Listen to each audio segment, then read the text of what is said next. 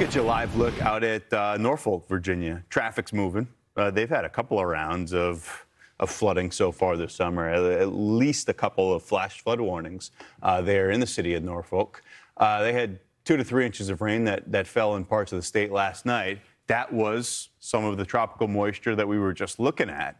And that is also where we find Fox Weather Correspondent Brandy Campbell. And Brandy, this is an interesting thing because we're just highlighting this boundary.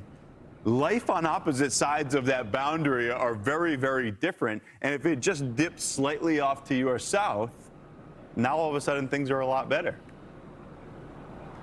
Yeah, and it's so interesting. This week we've been covering Tropical Storm Bertha, and now the moisture that's been pulled up north brings us now here to Norfolk, Virginia, where we're just following these not direct impacts, but indirect impacts of Bertha. So thankfully, yeah, we're not dealing with rain because I'm out here doing live reports. But yes, they did have some rain, under 2 inches here in the Norfolk area. But as we take a look over in the Outer Banks, Rodanthe, one of those spots, they are still seeing some rain, as Ian mentioned in his forecast, they have a lot more to come, several more inches of rain on the way for that area. And it's not just there, other parts of the Carolinas as well, going to see some storms in the coming days. One woman actually sent in this video from Elkin, North Carolina, as it poured down. She actually, in the video, you can hear her mentioning that they will take every single drop of the rain.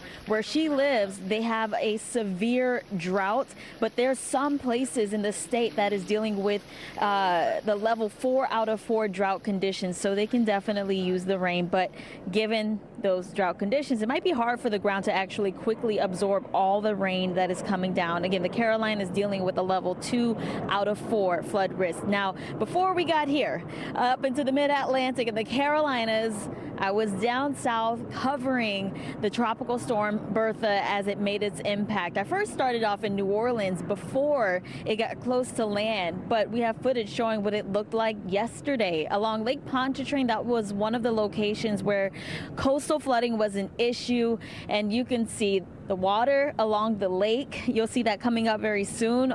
Was vicious. The waves, they were pretty high, and of course that drew people just to come take a look at it, see the lake in a perspective that they don't normally see on a day-to-day basis. In Louisiana, the governor said yesterday that they were just extremely, or the forecast that they were getting was extremely encouraging, being that Bertha did not produce the type of wind and rain that it could have. And he also noted the state was ready, from sandbag distributions to even the Sewage and Water Board in New Orleans manning stations that are normally unmanned and just being prepared to bring on extra staffing for that event. But thankfully, wasn't needed. Now, yesterday, as the storm was making landfall in Louisiana, we went live from Biloxi, Mississippi, where we were all up in the wind. We were on the beach. We had sand flying in the air. I got to my house or my apartment last night with a lot of sand in my ears and in my hair. So that's what people really dealt with. We had wind speeds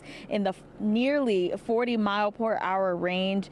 We had a little bit of rain, not as much as you would expect given a tropical storm at a near distance.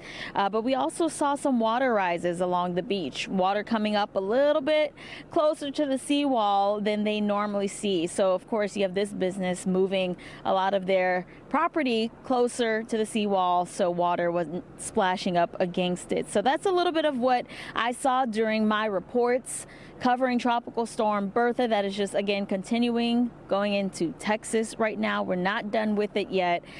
The oddest storm, I'd say, with all of its storms staying offshore and giving us wind and just water, flooding, coastal flood issues, really. I think people, Ian, are likely grateful for the way that storm played out, but definitely a weird one. Yeah. Back to you. Yep, and we're making sure it doesn't have any tricks left up its sleeve before it's fully gone. Hopefully not. Sometime over the next 12 Yeah. hours, we think, Brandy. But yeah, what a journey covering all these stories for us this week for you across the country.